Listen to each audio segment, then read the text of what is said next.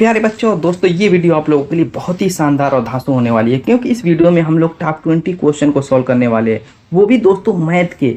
और सभी के सभी क्वेश्चन आपके रेलवे एनटीपीसी 2019 के पूछे हुए क्वेश्चन है। तो दोस्तों ये वीडियो बहुत ही धमाकेदार होने वाली है। हर क्वेश्चन को हम लोग बेसिक कंसेप्ट और ट्रिक के साथ सीखने वाले हैं, क्योंकि दोस्तों सिर्फ क्वेश्चन को सॉल्व करना कमाल नहीं है, उसको हम कैसे ट्रिकली सेकेंडों में सॉल्व कर सकें ये मेन मायने रखता है। तो चलिए स्टार्ट करते हैं अपने पहले क्वेश्चन से। और ये दोस्तों बता दो कि ये पार्ट 4 है। इससे पहले दोस्तों पार्ट 3 मिल जाएंगे मैथ से रिलेटेड और रीजनिंग से रिलेटेड, आपको 100+ वीडियो देखने को मिल जाएंगी। तो जाकर के चैनल पेज पे वॉच कर लीजिएगा। तो चलिए स्टार्ट करते हैं अपने पहले क्वेश्चन से। पहला क्वेश्चन हमारा दोस्तों देखिए क्या कह रहा है कि रूट के अंदर 72 × 18 है, फिर प्लस दिया हुआ है, फिर रूट के अंदर 0.04 है, प्लस दिया हुआ, फिर रूट के अंदर कह रहा है 0.64 है, कह रहा का मान क्या होगा, इसका मान निकालना। अगर आपको वर्गमूल निकालना आता है तो ये क्वेश्चन आप लोगों के लिए कुछ मायने नहीं रखता, सेकेंडों का काम है, ये तो क्लियर है।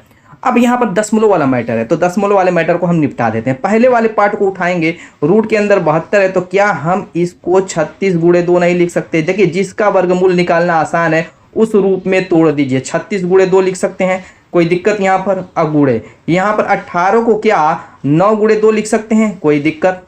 यहाँ पर कोई दिक्कत होने वाली है? नहीं। इसको मैंने क्या किया, 18 को 9 × 2 लिख दिया, 72 को 36 × 2 लिख दिया। क्यों मैंने लिखा? जिसका वर्गमूल आ रहा है उसी में कन्वर्ट कर दीजिए, आसान हो गया। अब यहाँ पर देखिए 0.04, इसको कुछ नहीं करना है, बस ये देखना है, दशमलव को भूल जाइए। यहाँ पर सिर्फ 4 को देखिए।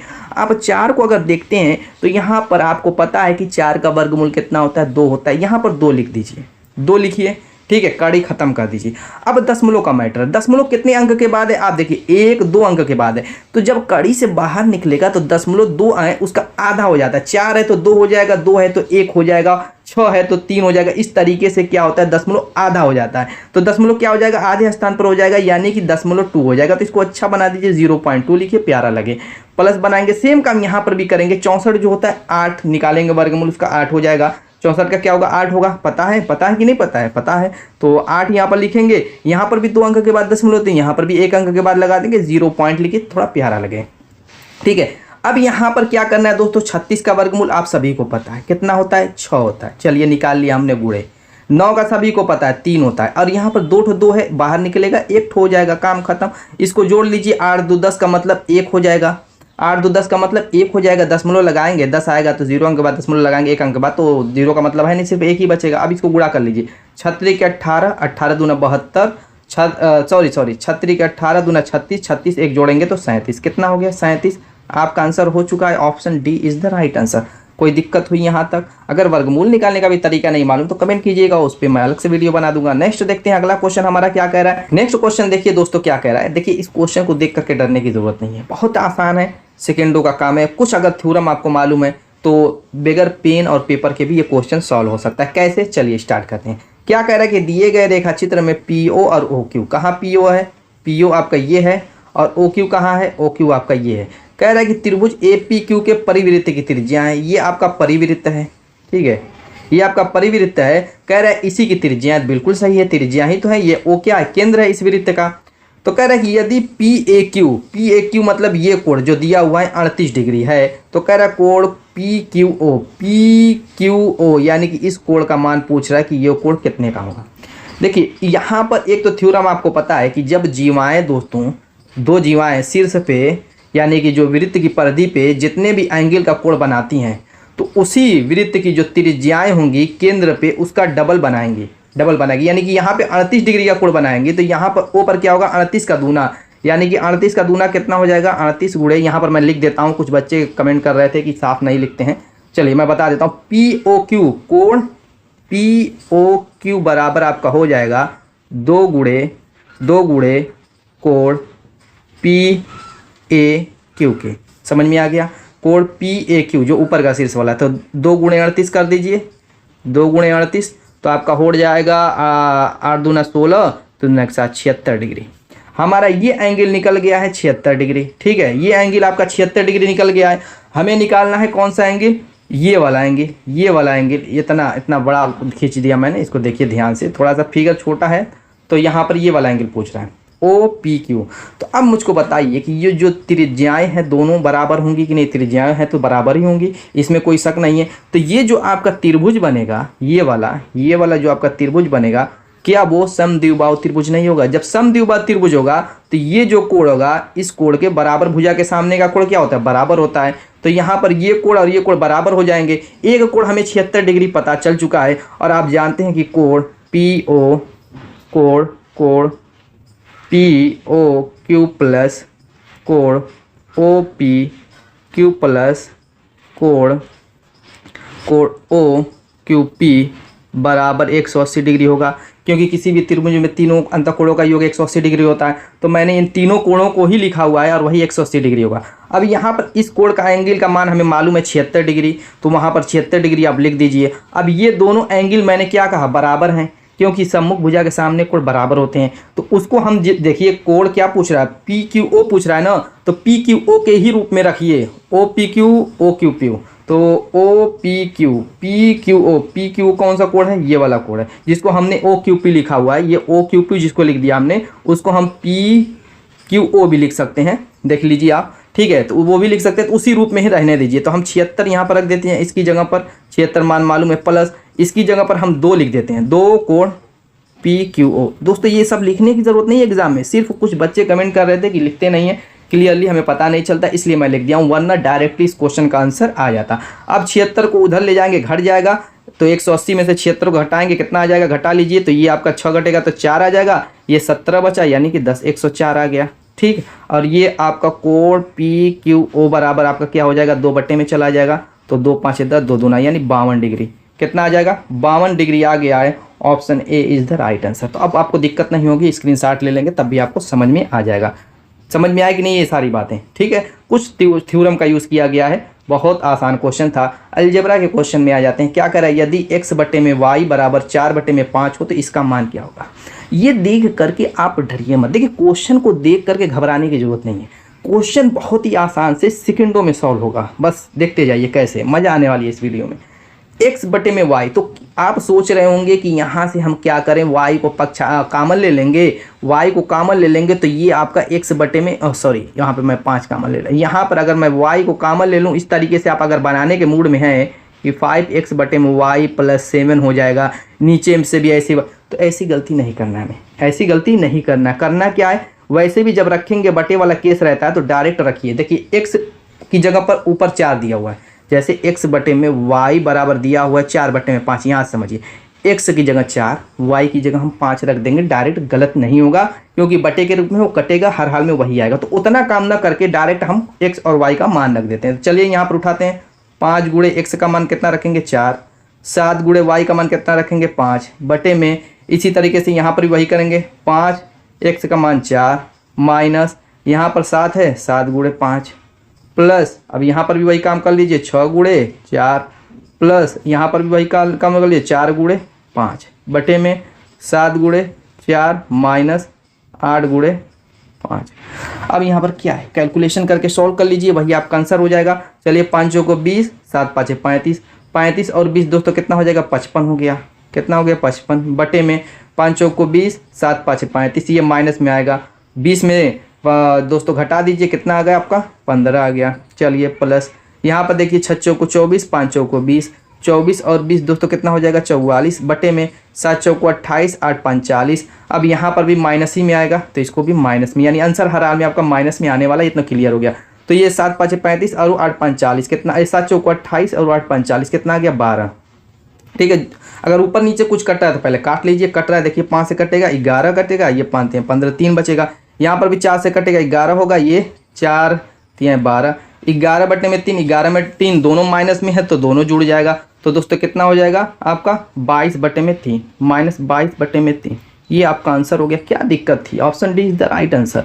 क्लियर हो गया बात? चलिए अगला देखते हैं। यहाँ पर हमारा अगला क्वेश्चन कह रहा है कि देखिए, मैंने बार यही कह रहा हूँ, क्वेश्चन को देख करके घबराइएगा मत कि ये तो बहुत हाई लेवल के क्वेश्चन है, ऐसी कोई बात नहीं है दोस्तों। एनटीपीसी के पूछे हुए क्वेश्चन है, बहुत ही आसान है, सिर्फ आपको क्वेश्चन में दिखा रहा है, डरा रहा है, ऐसी कोई बात है नहीं। चलिए देखते हैं क्या कह रहा है कि 10 सेंटीमीटर त्रिज्या वाले वृत्त में एक्स वाई और पी क्यू क्रमशः 12 सेंटीमीटर और 16 सेंटीमीटर की लंबाई वाली 2 समानांतर जीवाएं। कह रहा है कि एक वृत्त है, एक वृत्त है, क्या कह रहा है वृत्त 10 सेंटीमीटर त्रिज्या वाला।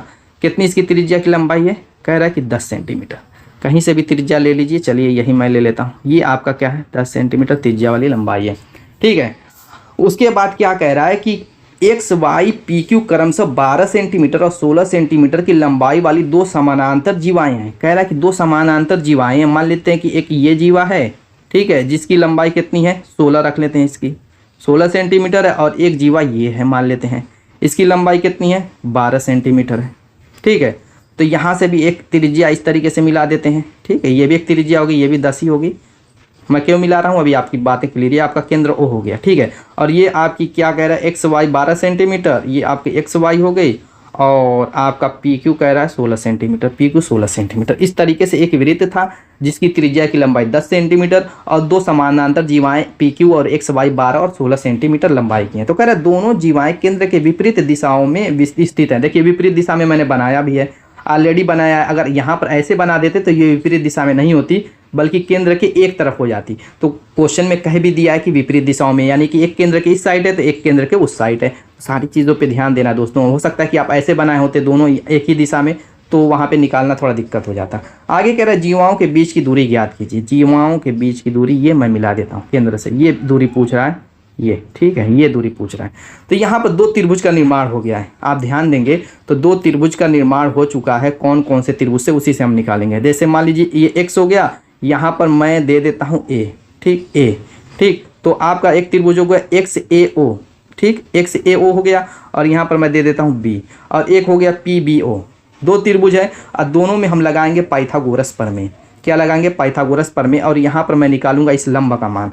तो पहले त्रिभुज आप निकालिए, इसमें ए एक्स ओ में अगर मैं पाइथागोरस प्रमेय लगाता हूँ तो कर्ण का मान यही त्रिज्या का काम करेगा 10, यानी कर्ण का वर्ग। देखिए एक बार मैं लिख देता हूँ, हो सकता है कुछ बच्चों को नए बच्चों, कर्ण का वर्ग बराबर कर्ण का वर्ग बराबर लंब का वर्ग, लंब का वर्ग, लंब का वर्ग, पाइथागोरस प्रमेय के बार लिख देता हूँ आधार का वर्ग।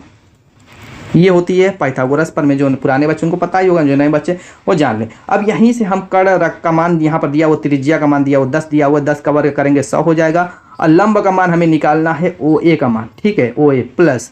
अब आधार दिया हुआ है, टोटल देखिए 12 दिया हुआ है। ये आपकी एक्स वाई का मान 12 दिया हुआ है। तो यहाँ पर जब हम डिवाइड करेंगे पूरा, ये जब ये ओ ए इस पर लंब डालेंगे तो ये एक्स वाई दो पार्ट में डिवाइड हो जाएगा, यानी ये 6 हो जाएगा। तो 6 का वर्ग 6 को 36 हो जाएगा, ठीक है। ये आपका स्क्वायर के रूप में इसको रहने दीजिए ओ का।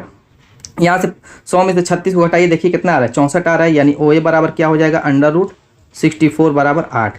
ओ ए का मान आ गया। ऐसे ओ बी का मान भी निकाल लेते हैं। ओ बी बराबर क्या हो जाएगा दोस्तों, ओ बी बराबर यहाँ पे भी कर्ण हो जाएगा 100 माइनस यहाँ पर दोस्तों कितना ये हो जाएगा, यहाँ पर हो जाएगा 16 है तो उसका आधा 8 हो जाएगा। ऊपर वाली जीवा कितनी है 16 है, तो यहाँ पर भी लंब डालेंगे तो ये 8 हो जाएगा आधा हिस्सा। तो 8 का वर्ग करेंगे 8 64 हो जाएगा। ये 36 आएगा, यानी ये अंडर रूट में रखिए 36 आएगा, मतलब 6 आ जाएगा। यहाँ पर दोस्तों कितना आ गया 8 और 6। हमें निकालना है क्या, दो बीच की दूरी, यानी हमें निकालना है ए बी का मान। तो ए बी बराबर दोस्तों क्या हो जाएगा ओ ए प्लस ओ बी, यानी कि कितना है 8 + 6 बराबर 14।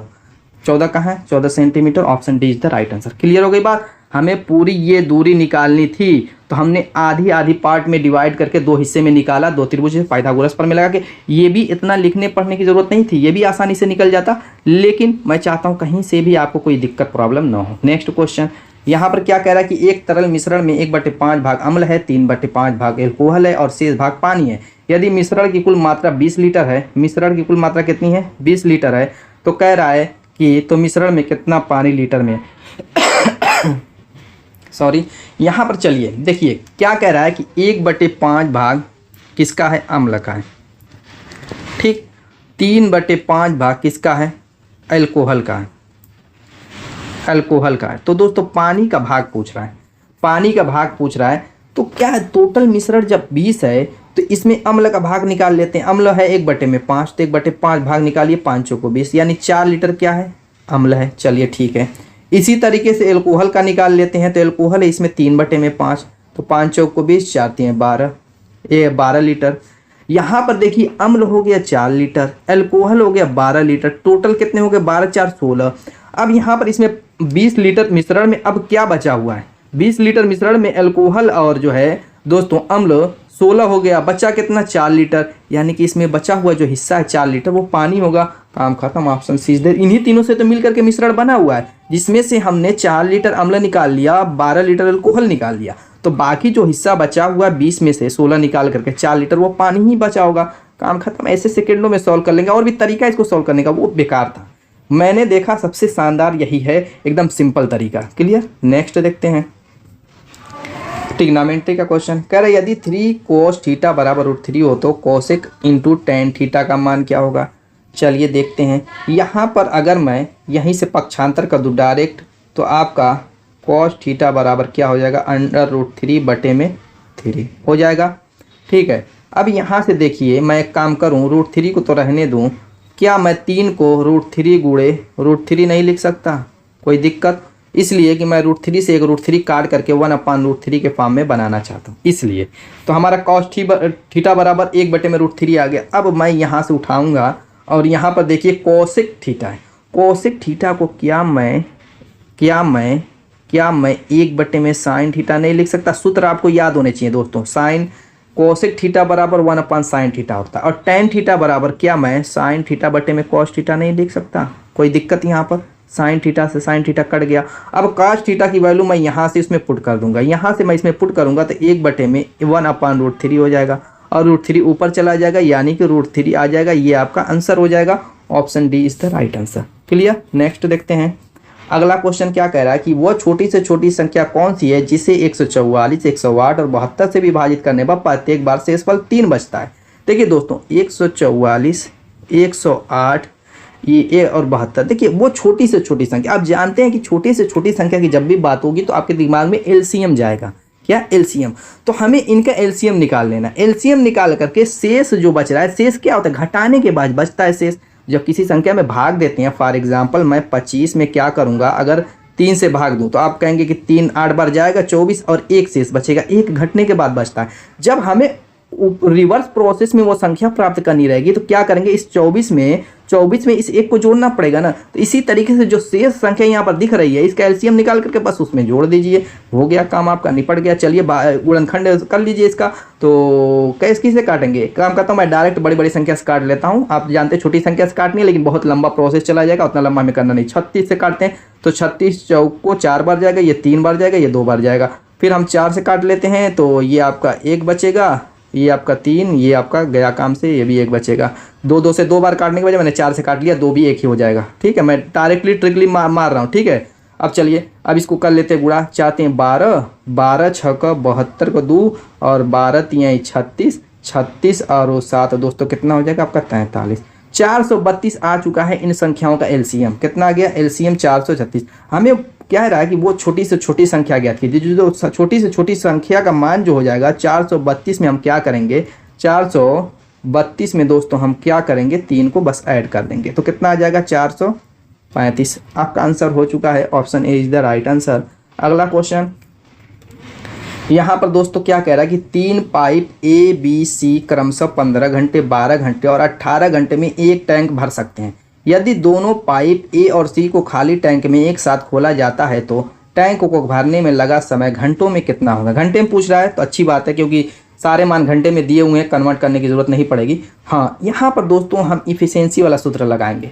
इफिशियंसी का मतलब जो सूत्र होता है टी बराबर टाइम बराबर W/इफिशियंसी, वर्क अपन क्षमता, समय बराबर वर्क अपन क्षमता, ये होता है सूत्र। इसी सूत्र से इसको हम सॉल्व करेंगे अभी सेकेंडों में। कैसे, देखिए ए बी और सी।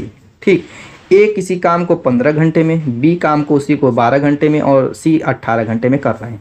पहले क्या करते हैं, टोटल वर्क निकाल लेते हैं। टोटल वर्क निकालने के लिए इन तीनों का एलसीएम ले लेंगे। एलसीएम तीनों का निकलेगा आपका 180। टोटल वर्क यानी डब्ल्यू का मान हमारा 180 आ चुका। अब बारी बारी क्षमता निकाल लेते हैं। ए की क्षमता निकालने के लिए 15 से क्या करेंगे, 180 में भाग दे दीजिए। 15 से 180 में भाग देंगे, 15 करने 15, 15 दूना 30, यानी कि ए की क्षमता 12 आ गई। इसी तरीके से बी की क्षमता निकालने के लिए 12 से 180 में भाग दे दीजिए। 12 करने 12, आपका बच्चा कितना 6, 12 5 60। बी की क्षमता 15 आ गई। इसी तरीके से सी की क्षमता निकालने के लिए 18 से 180 में भाग दीजिए तो डायरेक्ट 10 आ जाएगा। हमारी ए बी सी की क्षमता निकल चुकी है, ई का मान निकल चुका है, क्या है ई का मान क्या है 12, 15, 10। अब क्वेश्चन क्या कह रहा है, यदि दोनों पाइप ए और सी, सिर्फ ए और सी की बात कर रहा है, ए और सी को कह रहा है कि एक साथ खोल दिया जाए तो टैंक को भरने में लगने वाले समय घंटे में कितना होगा। ए और सी को खोलने के लिए कह रहा है, ए प्लस सी को कह रहा है, ए प्लस सी को अगर साथ खोला जाए तो समय की गणना कीजिए। टी बराबर अभी मैंने बताया कि टोटल वर्क बटे में इफिशियंसी दोनों की लेंगे। ए और सी की बात कर रहा था, ए और सी की वर्क तो टोटल इतना ही करना है, 180 ही वर्क करना है, इससे कम तो करना है नहीं। ऐसा नहीं कि ए और सी को ले लिए तो काम कम हो जाएगा, नहीं, काम उसी को करना है, जो टोटल वर्क है काम उतना ही, काम नहीं चेंज हो रहा है, काम 180 रहेगा। अब बटे में दोस्तों इफिशियंसी किसकी किसकी लेनी है, 15 ए की प्लस सी 18 की, बस 180 बटे में 15 दूना 30, 3 इफिशियंसी गड़बड़ा रही है, सॉरी, यहाँ पर मैंने इसका जो है टाइम ले लिया। इफिशियंसी तो यहाँ पे 12 और 10 है, सॉरी यहाँ पर 12 और 10 है, देखिए मिस्टेक हो गई, 12 और 10 22 हो जाएगा। ठीक है, काट लीजिए, किससे कटेगा, 2 से काट लीजिए, 90 बटे में 11 हो जाएगा। 90 बटे में 11 सही बटे में दिया हुआ है, तो 90 बटे में 11 को भाग दे दीजिए, 11 बटे 88, 2 बटे में 11 घंटा, 8 से 2 बटे में 11 घंटा, option D is the right answer. Clear. Next हमारा अगला क्वेश्चन देखिए, ये भी अलजेब्रा क्वेश्चन है। करें यदि x प्लस 1/x बराबर 12 और x square minus 1/x square बराबर 50 हो तो x to the power 4 minus 1/x to the power 4 का मान क्या होगा।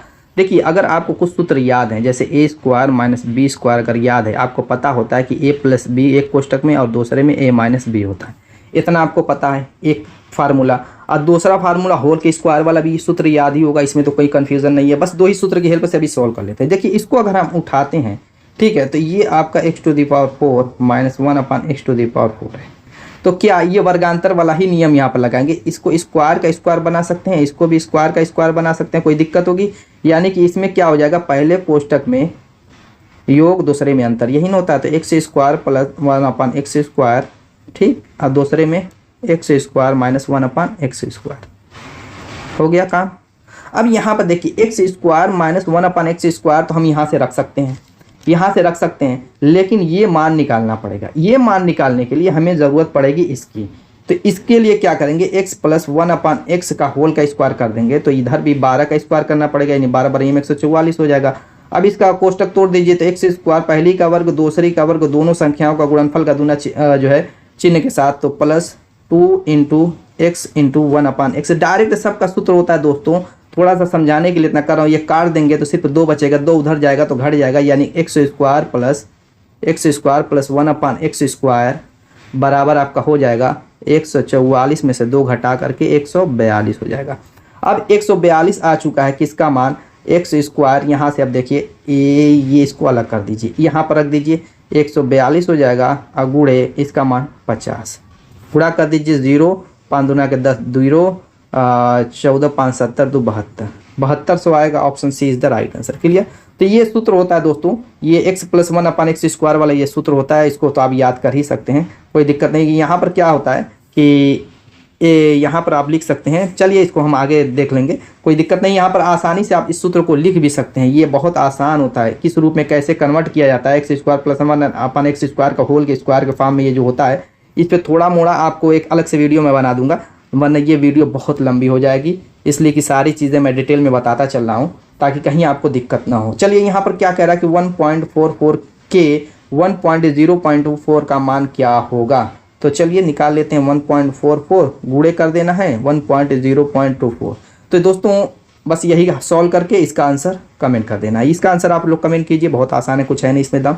नेक्स्ट क्वेश्चन देखते हैं, ट्रिग्नोमेट्री का ये भी क्वेश्चन है, तो इसके लिए भी कुछ सूत्र आपको याद होने चाहिए। इस क्वेश्चन को सोल्व करने के लिए आपको कुछ सूत्र याद होने चाहिए, जैसे मान लीजिए कि साइन 90 माइनस थीटा बराबर, साइन 90 माइनस थीटा बराबर आप जानते हैं क्या होता है, कॉस थीटा होता है। इसी तरीके से कॉस 90 माइनस थीटा बराबर साइन थीटा होता है, ठीक है। और कुछ सूत्र ये होते हैं आपके कि आप ये भी जानते हैं कि जैसे आपका क्या होता है, हाँ, sec square theta minus tan square theta, sec square theta minus tan square theta बराबर 1 होता है। इन्हीं तीनों का यूज़ कर लेते हैं, इसी पे हो जाएगा। चलिए यहाँ पर उठाते हैं, देखिए साइन 27 डिग्री को हम रहने देंगे, क्या करेंगे, साइन 27 डिग्री को हम रहने देंगे, ठीक। मैं इस देखिए कन्वर्ट कैसे किया जाता है, देखिए नीचे 27 डिग्री है ना, तो 27 डिग्री वाले को इसीलिए मैं रहने दे रहा हूँ। बदलेंगे इसको, क्यों बदलेंगे, 27 नीचे ऊपर रहेगा, या तो कुछ कटेगा या तो कुछ बनेगा। अगर हम 63 में ऊपर वाले को चेंज कर देते हैं और नीचे 27 रहेगा तो कंफ्यूज, इसीलिए मैं 27 को रहने दूंगा और बदलूंगा 63 वाले को। तो 63 को क्या मैं cos 90 माइनस 27 नहीं लिख सकता, कोई दिक्कत, माइनस।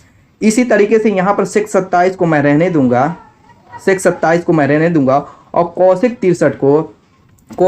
63 को मैं बदल देता हूँ। इसको भी क्या करूँगा दोस्तों, यहाँ से आपका sec सॉरी यहाँ पर पहले अभी लिखूँ, एक लाइन लिख लूँ, मैं डायरेक्ट करना नहीं चाहता। cosec 90 माइनस 27, cosec 90 माइनस 27 ये लिख सकता हूँ, cosec 90 माइनस 27। अब बटे में इसके क्या है, tan स्क्वायर। देखिए tan 45 का मान 1 होता है, तो 1 का स्क्वायर यहाँ पे बना दीजिए। लेकिन ये 27 का तो मान याद नहीं है, मालूम नहीं है, तो इसको हम रहने देंगे, ठीक है। cosec स्क्वायर 27 डिग्री को हम रहने देते हैं। अब यहाँ पर cos 90 माइनस थीटा बराबर साइन थीटा होता है, तो यहाँ पर साइन 27 हो जाएगा, और साइन 27 मिल करके साइन स्क्वायर 27 हो जाएगा। थोड़ा सा साफ इस पेन से दोस्तों नहीं लिख पा रहे हैं हम, तो थोड़ा सा दिक्कत होगी, लेकिन समझिएगा। देखिए साइन स्क्वायर 27 डिग्री हो जाएगा, अब बटे में cos स्क्वायर 27 डिग्री, ठीक, माइनस यहाँ पे बटे में 1 हो गया। इसका मतलब अब यहाँ पर देखिए cosec 90 माइनस 27 डिग्री का मतलब होता है sec 27 डिग्री, और sec 27 का मतलब sec स्क्वायर 27 डिग्री हो जाएगा। अब साइन स्क्वायर cos स्क्वायर होता है tan, यानी कि यहाँ पर हो जाएगा tan स्क्वायर 27 डिग्री, अब माइनस ये आपका sec स्क्वायर 27 डिग्री है, ये है tan square 27 degree, sec square 27, लेकिन मान होता है sec square minus tan square, तो ये उल्टा दे दिया है, तो इस यहाँ से आप माइनस कॉमन ले लेंगे, तो ये प्लस हो जाएगा, ये माइनस हो जाएगा, और कोष्टक के बाहर माइनस कॉमन हो जाएगा। अब इसका मान 1 हो जाएगा, यानी कि जो आपका आंसर हो जाएगा -1 हो जाएगा, ये आपका आंसर हो जाएगा। Option A is the right answer. मजा आ गई होगी उस क्वेश्चन को करके। नेक्स्ट, बहुत दोस्तों लेंदी क्वेश्चन नहीं था, डायरेक्टली भी इसको सोल्व कर सकते हैं, कोई दिक्कत नहीं होगी अगर सूत्र याद है तो। यहाँ पर क्या कह रहा है, देखिए तो ट्रेन वाला क्वेश्चन है, कह रहा है 60 किलोमीटर पर आवर की चाल से चलने वाली एक ट्रेन एक पोल को 1.5 मिनट में पार करती है, ट्रेन की लंबाई ज्ञात कीजिए। दोस्तों यहाँ पर एक पोल है, ठीक है, इस पोल को कोई ट्रेन, इस तरीके से ट्रेन है, वो पार करेगी, तो इस पार जब आएगी तो कितनी दूरी तय करेगी, जितनी इसकी लंबाई होगी। ये अपनी लंबाई जितनी दूरी तय करेगी तभी इस पोल को पार करेगी। तो दोस्तों बस वही पूछ रहा है, ट्रेन की लंबाई, यानी कि जितनी वो दूरी चलेगी वही ट्रेन की लंबाई होगी। और आप जानते हैं कि चाल स्पीड बराबर क्या होता है, डिस्टेंस अपॉन टाइम। अब यहाँ पर दिया हुआ है 60 किलोमीटर पर चाल दिया हुआ है 60 किलोमीटर पर आवर। अब यहाँ पर दिया हुआ कि चलने वाली एक ट्रेन एक पोल को 1.5 डिस्टेंस हमें निकालनी है, यही आपकी क्या होगी, ट्रेन की लंबाई भी हो जाएगी। अब 1.5 मिनट में पार कर जाती है, तो 1.5 मिनट को हम क्या करेंगे, घंटे में इसको भी कन्वर्ट कर लेते हैं।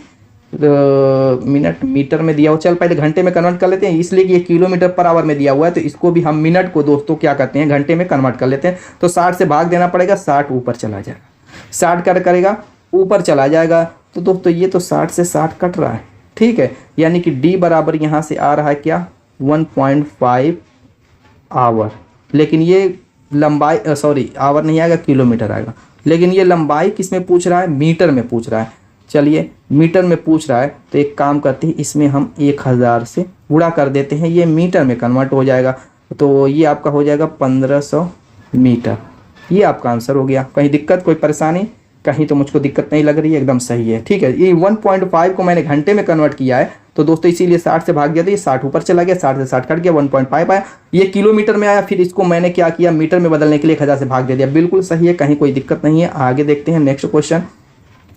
यहाँ पर कह रहे हैं एक संख्या जब 12 से 1/2% घटती है तो 217 हो जाती है, संख्या ज्ञात कीजिए। मान लेते हैं संख्या x है। देखिए हर वैल्यू अपने आप में 100% होती है, नहीं पता तो जान लीजिए, हर वैल्यू अपने आप में 100% होती है। तो मान लीजिए कि ये 100% थी, 100%, इसमें से कह रहा है कि वो 12 से ही 1/2% कम हो गई, तो इसका मान 217 हो गया।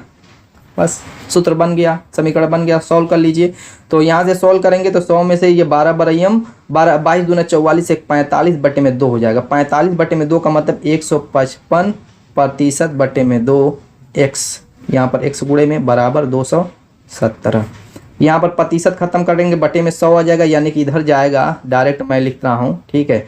x बराबर आपका हो जाएगा 217 गुणे 2 गुणे 100 बटे में 155। इसको सॉल्व कर लीजिए। देखिए किससे कट रहा है, 155 5 से काट दीजिए तो 5 से कटेगा, 5 3 15, 5 1 5 31, और ये 5 दूना के 10 20 हो गया। 31 से कटेगा ये हर हाल में, 7 से कटेगा, 7 1 7 7 3 21, 7 से कट रहा है, 7 बढ़ जाएगा, यानी 7 दूना के 14 दूना के 28, यानी कि 280। 280 आपका आंसर हो जाएगा। Option C is the right answer. अगला, माध्यिका निकालने के लिए कह रहा है निम्नलिखित वर्गीकृत आंकड़ों की माध्यिका का मान क्या होगा। देखिए, जब भी माध्यिका निकालने के लिए कहे तो जो आपकी संख्याएं दी हुई तो पहले उस पर ध्यान दीजिए कि ये जो संख्याएं हैं क्या आरोही या अवरोही क्रम में तो नहीं ना है। अगर आरोही या अवरोही क्रम में ऑलरेडी है तो कुछ नहीं करना है, वरना आपको कर लेना है। आप इसको आरोही क्रम में कन्वर्ट कर दीजिए। सबसे छोटी संख्या यहाँ पर कौन है, 12 है, 12 लिख लीजिए। उससे बड़ी कौन है, 15 लिख लीजिए। उससे बड़ी कौन है, 16 लिख लीजिए। उसके बाद आपकी 26 है, उसके बाद आपकी 36 है, उसके बाद आपकी 42 है। 2 2 4 2 6 संख्या है, 2 2 4 2 6 संख्या। अब मामला देखिए, अगर 5 संख्याएं होती, सपोज कीजिए 26 न होता, तो 2 इधर से काट करके 2 इधर से काट के बीच वाली संख्या माध्यिका कहलाती। लेकिन यहाँ पर है 6 संख्याएं, तो तब भी क्या करेंगे, 2 इधर से काटेंगे, 2 इधर से काटेंगे, जो बीच में 2 बचेंगे उसी को उठा लेंगे, 16 और 26 को, और फिर इन दोनों को जोड़ करके 2 से भाग दे देंगे। ये होती है शॉर्ट ट्रिक माध्यिका निकालने की। अब यहाँ पर भाग दे देंगे तो पहले जोड़ लीजिए, 6 6 12 को 2 और 2 1 3 1 4, 42 बटे में 2 बराबर कितना हो जाएगा, 21 हो जाएगा। आपका आंसर ऑप्शन ए। चलिए नेक्स्ट देखते हैं। यहाँ पर दोस्तों सिंप्लीफिकेशन का क्वेश्चन है, कह रहा है 11 बटे में 5 माइनस 2 बटे में 3 ऑफ 3 बटे में 5 माइनस 1/5 प्लस 6 बटे में 5 भागे 4 बटे 5 का मान। देखिए, जब भी ऐसा क्वेश्चन रहे तो आपका दिमाग की तरफ जाना चाहिए, बोर्ड मास रूल की तरफ। बोर्ड मास रूल पता है तो समझ लीजिए सेकेंडों में आप क्वेश्चन सॉल्व कर लेंगे। बोर्ड मास में देखिए क्या होता है, पहले बी से ब्रैकेट सॉल्व करते हैं। ब्रैकेट बहुत तरीके की होती है, एक छोटी होती है, एक बार वाली होती है, एक मंझला होती है, एक बड़ी होती है। ठीक, उसके बाद ऑफ सॉल्व करते हैं, जो कि ऑफ यहाँ पर दिया हुआ इस तरीके का लिखा हुआ हो। या फिर उसके बाद डिवीजन आता है, डी से आपका डिवीजन भाग देना है, फिर मल्टीप्लिकेशन गुणा करना है, ए से एडिशन जोड़ना है, ऐसे सब्सट्रैक्शन घटाना है। इस क्रम में सॉल्व करेंगे, कभी भी क्वेश्चन आपका गलत नहीं होगा। तो यहाँ पर हम क्या करेंगे, पहले ऑफ को ही निपटा डालो। एक चीज़ हमेशा ध्यान दो, ऑफ जहाँ लिखा हुआ है उसका मतलब होता है गुणा। यहाँ पे गुणा कर लो। ये गुणा जो होगा वो किस में होगा, सिर्फ इन दोनों में होगा। जब ऑफ लिखा हुआ है तो ये सिर्फ इन दोनों में होगा गुणा, इस चीज़ का ध्यान दीजिएगा। तो चलिए 11 बटे में 5 लिख लीजिए, एक लाइन लगाइए। अब यहाँ पर अगर गुणा करते हैं तो ये ऊपर नीचे से 3 से 3 कट जाएगा, बटेगा क्या ब्रैकेट में, यहाँ पर माइनस से बना लीजिए। ब्रैकेट में बचेगा क्या, 2 बटे में 5 और ये माइनस 1 बटे में 5। क्लियर, अब प्लस बना लीजिए। अब यहाँ पर देखिए 6 बटे में 5 भागे 4 बटे में 5 है, इसका भी काम निपटा देते हैं। इसको गुणे में जब कन्वर्ट करेंगे, भाग को गुणे में कन्वर्ट करके ही भिन्न वाले क्वेश्चन को सॉल्व किया जाता है, आसानी होती है। वैसे भी सॉल्व कर सकते हैं लेकिन क्लियर आसानी। जब भाग को गुणे में कन्वर्ट करते हैं तो हम क्या करते हैं कि 6 बटे में 5, ये भाग जब गुणे में कन्वर्ट होगा तो ये बाद वाली संख्या पलट जाएगी, यानी 4 बटे में 5 थी तो 5 बटे में 4 हो जाएगी। नीचे से ऊपर का कट जाएगा, यहाँ से काटेंगे 3 बार जाएगा, यहाँ से काटेंगे 2 बार। ठीक है, अब यहाँ पर दोस्तों एलसीएम 5 ले लेंगे, 5 लेंगे तो ये 2 में से एक डायरेक्ट का, जब नीचे का क्या हो आपका बराबर हो हर, तो अंशों को डायरेक्ट घटा सकते हैं, तो 1 बटे में 5 आ जाएगा। ये आपका 11 बटे में 5 माइनस 1 बटे में 5 प्लस, और यहाँ पर 3 बटे में 2 बचा। कितना बचा है, 3 बटे में 2। अब यहाँ पर एलसीएम ले लीजिए, 5 दूना के 10 हो जाएगा, यहाँ पर 2 बचेगा तो 11 दूना 22 माइनस 2 प्लस आपका कितना हो जाएगा, 3 5 15। ठीक, यहाँ पर 2 घटेगा 20, 15 35 बटे में 10, यानी कि आपका क्या बचेगा, 5 से काट लीजिए, 5 7 35, 5 दूना के 10, 7 बटे में 2। ये आपका आंसर होगा, option A is the right answer. अगला कंपाउंड इंटरेस्ट का क्वेश्चन है, कह रहा है यदि ब्याज वार्षिक रूप से चक्रवृद्धित हो, यानी कि वार्षिक रूप से संयोजित हो, तो कह रहा है तो 25,000 की धनराशि, यानी प्रिंसिपल दिया हुआ P बराबर कह रहा है कि 25,000 रुपये की जो धनराशि है 2 वर्षों में, यानी टाइम भी दिया हुआ है 2 ईयर, कह रहा है कि बाद 36,000 हो जाती है। यानी ये अमाउंट दिया हुआ कितना, 36,000 रुपया हो जाती है। तो कह रहा है तो ब्याज की दर ज्ञात कीजिए, आर का मान पूछ रहा है क्या होगा। बस आप जो है मिश्र धन वाला जो कंपाउंड इंटरेस्ट का सूत्र होता है वही लगा दीजिए। मिश्र धन ए बराबर P मूलधन इंटू 1 प्लस आर बटे में 100 to the power n। n क्या है, इसको t लिख दीजिए, टाइम है, n है, तो a क्या है 36,000 आया हुआ है, इसको मान रख दीजिए। p क्या है 25,000 है, इसका भी मान रख दीजिए, और 1 प्लस r का मान निकालना है, रहने दीजिए 100 टू द पावर t का मान 2 ईयर दिया हुआ 2 लिख दीजिए। 3 0 से 3 0 कट जाएगा और ये आपका हो जाएगा, इधर पक्षांतर करेंगे तो 1 प्लस आर बटे में 100 का स्क्वायर बराबर 25 बटे में चला जाएगा, यानी 36 बटे में 25 हो जाएगा। ये स्क्वायर खत्म करेंगे, ये कड़ी में चला जाएगा, बाहर निकलेगा 6/5 हो जाएगा। ठीक है, अब यहाँ पर एलसीएम ले लेंगे तो 100 प्लस r/100 हो जाएगा, और 100 इधर पक्षांतर हो जाएगा तो इसमें जाएगा तो ये 600 गुणे में चला जाएगा, यानी इधर बचा 100 प्लस r बराबर ये आपका क्या हो गया 600/5।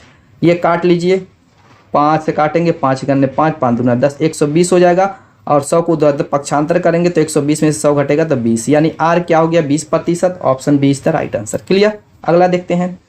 यहाँ पर दोस्तों बेलन का क्वेश्चन है आपका, कह रहा है कि एक बेलनाकार टैंक की क्षमता 6160 मीटर क्यूब है। यदि टैंक के आधार का व्यास 28 मीटर है तो टैंक की गहराई मीटर में ज्ञात कीजिए। सबसे अच्छी बात यह है कि मीटर यहाँ पर, मीटर यहाँ पर, मीटर में पूछा है, यूनिट को कन्वर्ट करना नहीं है। यूनिट कन्वर्ट करना नहीं रहता तो आसान कैलकुलेशन हो जाता है।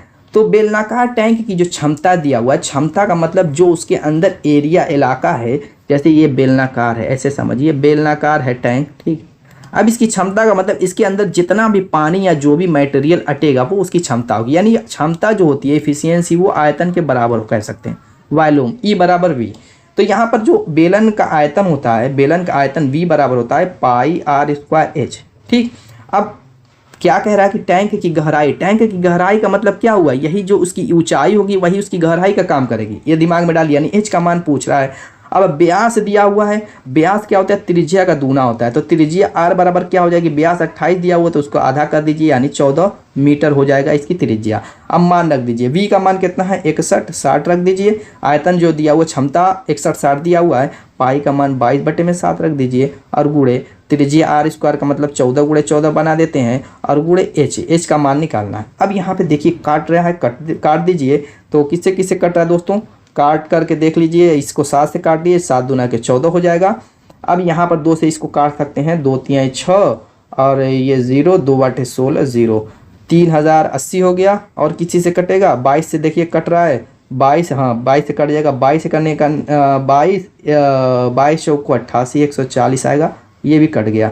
अब यहाँ पे 14 से कटेगा, 10 बार में कट जाएगा। ठीक है, यानी h बराबर कितना आ गया 10 आ गया, 10 मीटर। ऑप्शन 20 था राइट आंसर। ठीक है, इस तरीके से कैलकुलेशन की जाती है, स्पीडली करेंगे तो अच्छा रहेगा, क्योंकि जितना देखिए जितना कम समय में क्वेश्चन को सॉल्व करेंगे उतना ही आप आगे। अगर क्वेश्चन को 2 से 5 मिनट लेट करते हैं तो दोस्तों आप कई हज़ार पीछे चले जाएंगे बच्चों से, तो इस बात का ख्याल करके ही कैलकुलेशन की स्पीड बढ़ाइएगा। नेक्स्ट क्वेश्चन, यहाँ पर क्या करें, 3 संख्याओं का गुणनफल 10,290 है, तो संख्याएं अगर 3 संबंधी 5 संबंधी 2 के अनुपात में है तो तीनों संख्याओं में सबसे बड़ी संख्या ज्ञात कीजिए। तो देखिए संख्याएं जब 3 संबंधी 5 संबंधी 2 के अनुपात में है तो दोस्तों संख्याओं को कैसे मानते हैं, तो पहली संख्या अगर लेंगे तो अगर मान लीजिए x ले लेते हैं, एक इसका HCF भी समझ सकते हैं, तो पहली संख्या 3x हो जाएगी। ठीक है, दूसरी संख्या क्या हो जाएगी 5x हो जाएगी, जो इसका ये होगा अनुपात उसी हिसाब से लेते हैं। तीसरी संख्या 2x हो जाएगी, और इन्हीं का गुणनफल कह रहा है कितना है 10,290 है। अब यहाँ पर देखिए 5 दूना के 10 से ये 0 खत्म हो गया, और इधर का 5 और 2 खत्म हो गया। 3 से काट लीजिए, 3 से काटेंगे 3 3 9 हो जाएगा, और एक बच्चा 3 चौको 12 3 3 9, और इधर 3 तो x है तो x क्यूब हो जाएगा, यानी x बराबर क्या हो जाएगा क्यूब रूट किसका 343 का निकाल लीजिए। 343 का क्यूब रूट 7 होता है, 7 होता है, आंसर नहीं होगा। क्यों आंसर नहीं होगा, क्योंकि कह रहे हैं सबसे बड़ी संख्या ज्ञात कीजिए, तो सबसे बड़ा अनुपात 5 वाला है, तो बस वही संख्या क्या है 5x है, इसी को निकाल लेंगे, यानी 5 × 7 7 5 35, ये आपका अब आंसर हो गया। Option 20 the right answer. तो थोड़ा सा ध्यान दीजिएगा वरना आंसर आपका तुरंत गलत हो जाएगा। अगला क्वेश्चन क्या कह रहा है, कह रहा है एक दुकानदार को एक वस्तु 360 रुपये में बेचने पर 10% की हानि होती है, 10% की हानि होती है, तो कह रहा है उसे 30% लाभ प्राप्त करने के लिए वस्तु का विक्रय मूल्य सेलिंग प्राइस क्या होगा। डायरेक्टली इसको ट्रिक्स में सॉल्व कर देता हूँ। देखिए 360 रुपये में वस्तु को बेचा जा रहा है, 10% की हानि हो रही है, यानी वस्तु का क्रय मूल्य क्या होगा, आप कहेंगे कि 360 का 10% पॉजिटिव निकालना पड़ेगा तब ना होगा, तो उस कंडीशन में हम करेंगे क्या 100/90। 90 कैसे आया, 100% में 100 माइनस आपका 10% जो या लॉस जाता है वो सूत्र से निकाला हूँ डायरेक्ट। मैंने क्या करते हैं दोस्तों, 100 में आपका क्या करते हैं, जो 10% लॉस जा रहा है ये 100 में से 10 को घटा करके 90 नीचे लिखा गया है। क्लियर होगी इस चीज़।